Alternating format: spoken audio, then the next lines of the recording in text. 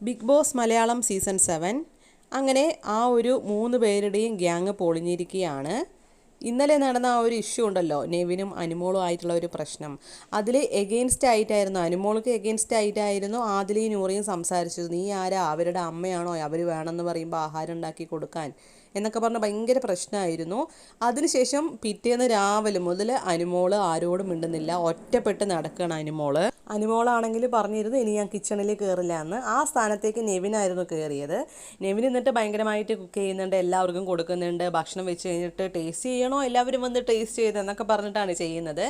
ഇന്ന് അപ്പോൾ നൂറയാണെങ്കിൽ എല്ലാവർക്കും ചായ വെച്ച് കൊടുത്ത സമയത്ത് അനുമോൾക്ക് ആദിൽ കൊണ്ടുപോയി കൊടുക്കുന്നുണ്ട് ചായയൊക്കെ. അപ്പോൾ അനുമോള് ചായ കണ്ടിട്ട് പറയുന്നുണ്ട് എനിക്ക് ഇത്ര കടുപ്പം ഞാൻ കുടിക്കില്ല എന്ന് പറഞ്ഞ് ആദിലേക്ക് തന്നെ ഒഴിച്ചു കൊടുക്കുകയാണ് കേട്ടോ അനുമോള്.